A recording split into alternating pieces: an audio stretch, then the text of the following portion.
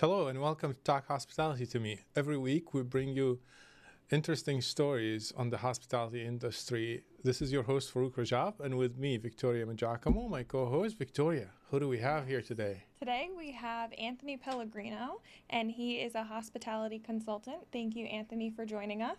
Thank you for having me. Yeah, so could you share one of your favorite hospitality moments and experience that really stuck out with you? Hospitality moments. Yeah, I think lately, hospitality to me has always been very theatrical, and I love the welcome moments. And I've been watching a lot of reruns of some of my favorite hospitality movies.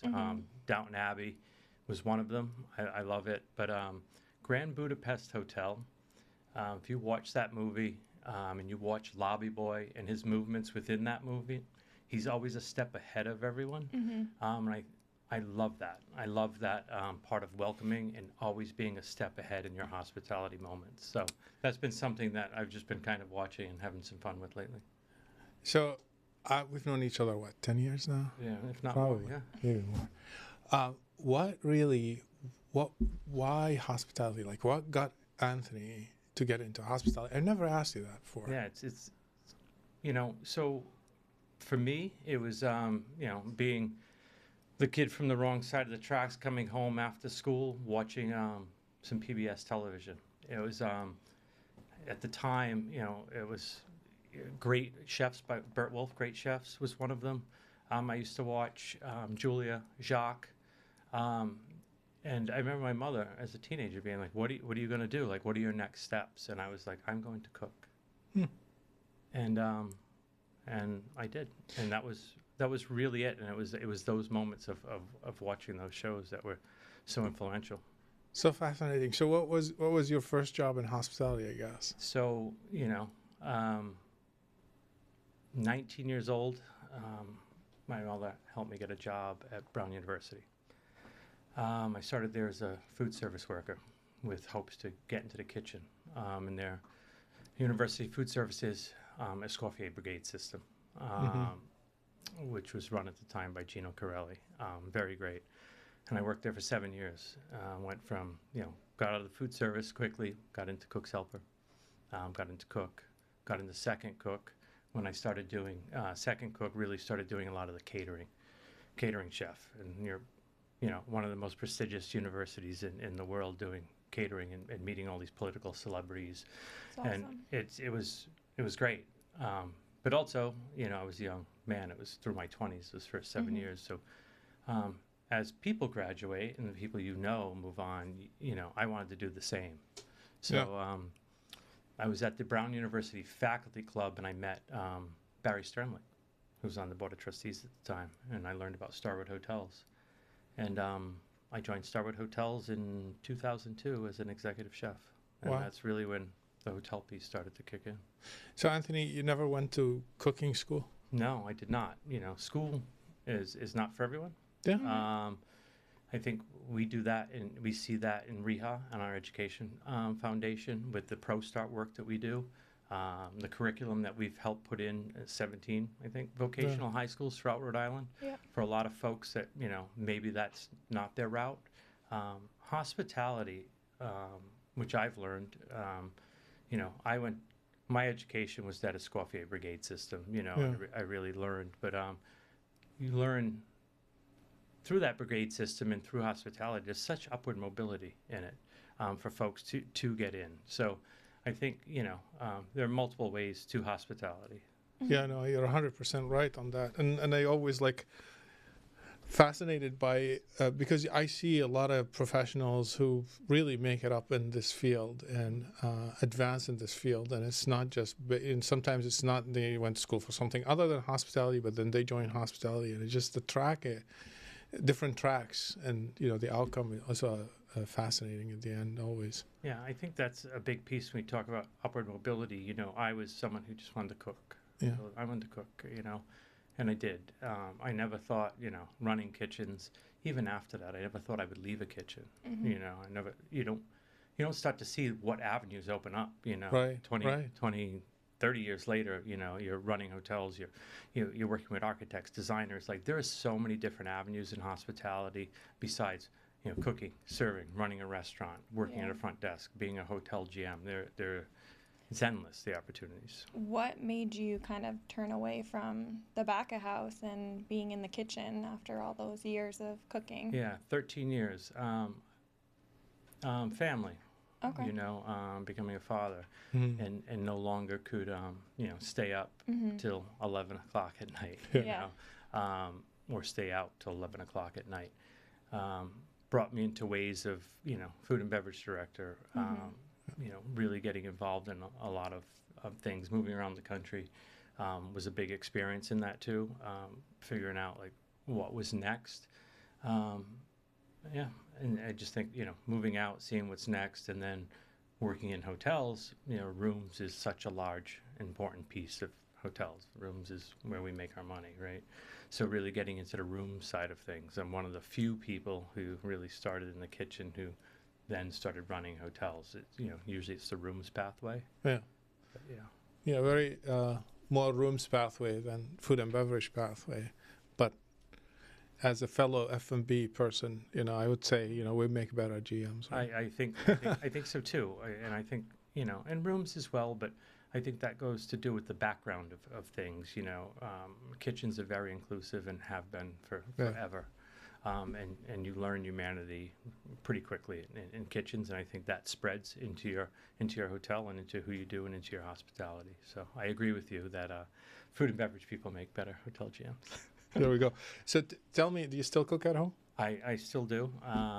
Mostly the holidays is Yeah. when I get to put skill, Yeah, into it. That's what I like most about cooking. Everybody's like, "What's your favorite cuisine?" And to me, it's not. It's about the skill, whether it's a piece of fish, piece of meat. Like, what am I doing with it, and how am I doing it? I see myself as in great chefs. Like I'm on TV. Yeah. Bert Wolf is talking to the audience behind me. I still do that in my house. I So. used to pretend to be a chef too. Yeah. So You still pretend? sometimes, yeah. Sometimes. Well, Anthony, it's fascinating. I'm glad we're sharing this story on the air. But we're going to take a quick break, and we'll be right back with Anthony Pellegrino. Glad to have you back. For those of you just joining, we're with Anthony Pellegrino, a hospitality consultant. So, Anthony, let's get back into it. How do you maintain a healthy work-life balance in such a demanding industry? I think everybody's like work-life balance, and I've created a work-life blend. Okay, I like that. And it has to be, right, because balance is hard when you're trying to balance one versus the other. But if you just mix them together as part of your day, I think it's a lot easier. So there are times, I leave when I have to leave. I take care of my personal things when I have to take care of them and work. So there's sometimes my laptop is open on my dining room table at 10 o'clock at night, and then there, are other times I'm leaving during the middle of the day to meet with you folks. So it's really a blend, and I think if you just blend it and make it part of your day, it's the best way to go for me. When you were talking about that, on the screen it popped up one of our trips to Washington when we go and advocate on behalf of the industry. So when you were talking about that blend, because I remember we were advocating for the industry, and then in one of those meetings, and you switched the topic to advocating on behalf of your family in that day. Yeah. What are you passionate about outside of hospitality? I mean, I love hospitality. So, like, hospitality is part of me. I think hospitality is part of all of us. Like, I get to be kind, caring, and thoughtful every single day, whether I like it or not, whether I have the energy to do it or not. That's what I do, and I think it's just a wonderful thing. I bring that everywhere I go. As you know, Farouk, you said we were in D.C. and I switched that up. Our advocacy, right? Yeah. Advocating for folks with developmental disabilities. Right. My daughter has Down syndrome. Just turned 24 last week. An amazing young woman, right? Graduated high school with honors. Keeps me busy. I've been a Class A volunteer and coach for Rhode Island Special Olympics for well over a decade now. Yeah. That's awesome. So yeah, that's important to me. Inclusion, I think, is something again I learned in the kitchen 30 years ago. Was important. And beyond, hospitality and being involved in my community, I think sometimes when you need a moment, I'm kind of old school like that. I go in my yard, you go in the yard and you kind of take care of that. And that's a moment that I like, but it's also, it's caring for something, right? Mm-hmm. It's beautiful. It's beautifying the neighborhood. It's talking with neighbors. So, it's great. So I'm not the only guy who spends hours in the yard. I hope not. Like, I hope not.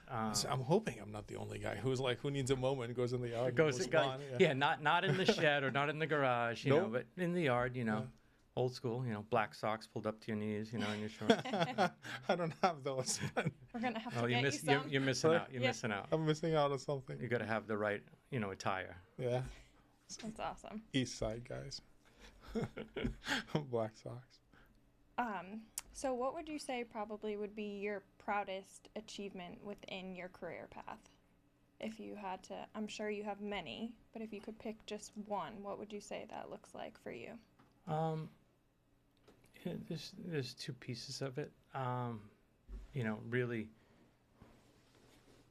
after working for Star for 10 years and helping a design firm like Ash start a hotel company, from our first hotel, the Dean, now Neptune, in Providence to 6 hotels is a fun accomplishment, something that you don't even see as an accomplishment until you've done it. Mm-hmm. But the biggest pieces along the way, the people that have developed, the people that have come learn from me the same way I've learned from the people before me, that turn from front desk supervisors to managers. Mm-hmm. So many of those people have transferred around. Some work in workforce development.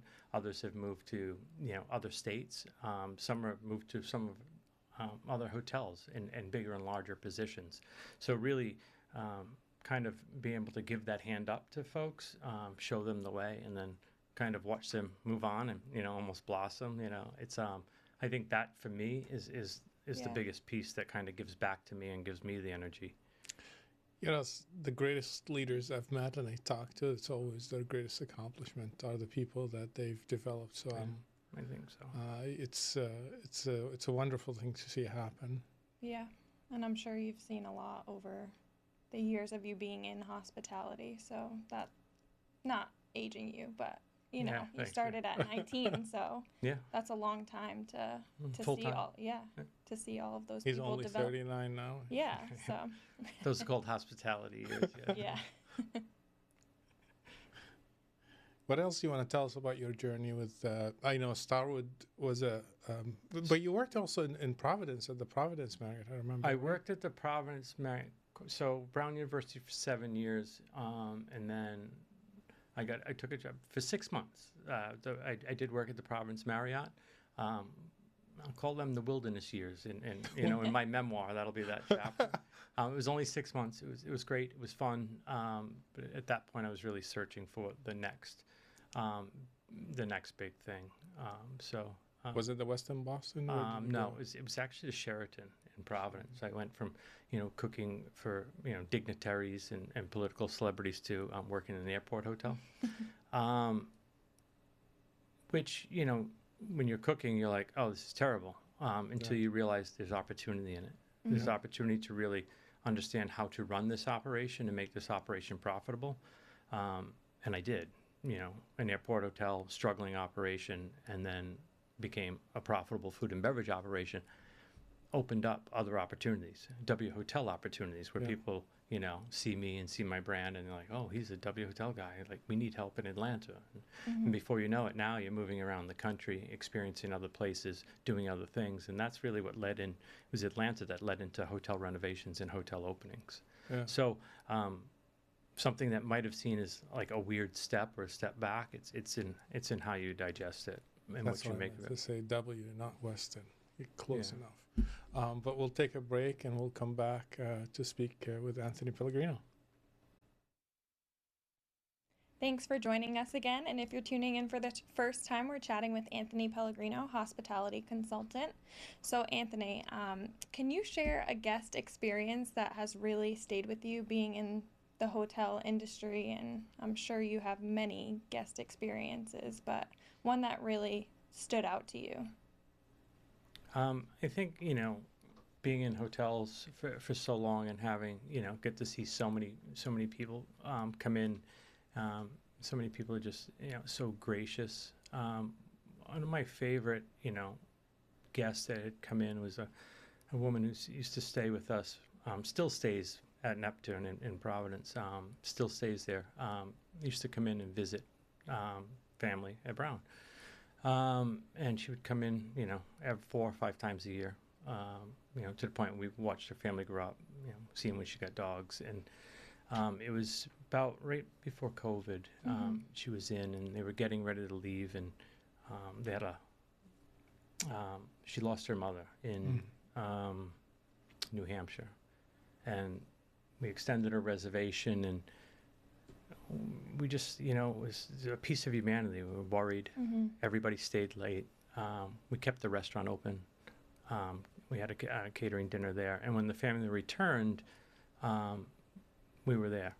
And I'll never forget that. Like, that was like one of the pieces, and we went into the restaurant as an extended family, and broke bread. And it's those moments that are kind, caring, and thoughtful that also create loyalty beyond reason. People remember, right? We always talk about that. People remember how you made them feel.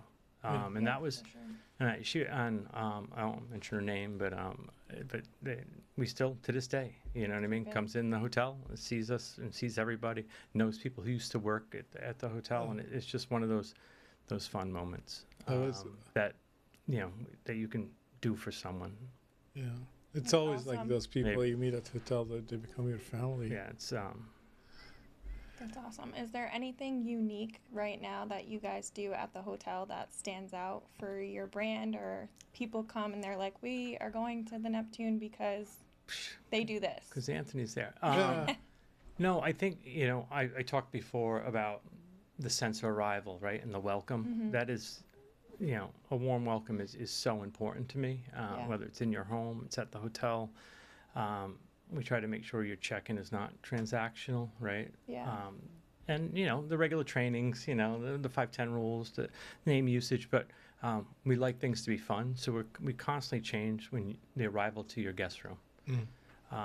For years, the big amenity is ice in your sink with 2 Narragansett beers. It's legendary at that hotel. It is, but it also That's started when we opened. Narragansett Brewery was, it was right sold on merit, right, made on honor. If you buy enough, we'll build a brewery, and it was a part to show that we're local too, and we're trying to support that. And when people don't get it, they're so disappointed. If they get something else, they're like, "Where's the beer in my sink?" It's very Instagrammable. We've just been playing a bit with turn down chocolates and Alice mushrooms, to put those on people's pillows for a little turn down, to get a little feel of something medicinal. So constantly just always thinking about what's new, what's fresh, what's fun, what can I do to engage somebody and make them feel welcome. You also had those neon signs in the hallway, and they're like really Instagrammable as well. Yes, Finet in the lobby. Yeah, and you're opening a new restaurant. It's they're photo shooting today to update the website. So Mamire's is a New England coastal restaurant with French influence. The restaurant space used to host North Restaurant, used to host Faust, and now it's time for the next fun iteration of it. It's probably been the longest restaurant renovation that I've ever done. I'm ready to talk about it again now because, it's almost done. I just left the photo shoot a little while ago, so we're excited for that. And after that, there'll be a bar renovation and a full hotel renovation, which will kind of put me back in my wheelhouse of, new builds and transitions. But for now, the sink full of ice and beer. It's always there for you. It's always there for you. We always ice the room, as we call it. That's so funny. It's our lingo. If you could give one piece of advice to your younger self, what would that piece of advice look like? Yeah, I think I touched on it earlier about hospitality and not having blinders on and where it can take you. Yeah. I think my younger self, I would never, ever thought I would leave a kitchen. I mean, sometimes I tease myself now, why did I? You know what I mean? maybe times are different. I'd like to go back, but there is so many different opportunities out there. Don't put the blinders on. Don't stick yourself into one of them. Use that as a way to figure it out and see what's around. Yeah, we were talking to another guest last week, and we were talking about the comfort zone, right? Get out of your comfort zone. It's the You don't know what it'll be. what's outside that. You yes. know, I had a great mentor that was like, you need to become a food and beverage director. And as a chef, I turned that job down about 3 times. Yeah. Until I realized there was a lesson, there was something to learn there. And once I did, it wasn't the job I was staying in, but it opened an opportunity to, operations. It opened an opportunity to the rooms department. It opened an opportunity, which then opened an opportunity to, renovating a hotel, which then opened an opportunity to opening. And then, 6, 7 hotel openings later, right, now you're leading a hotel company.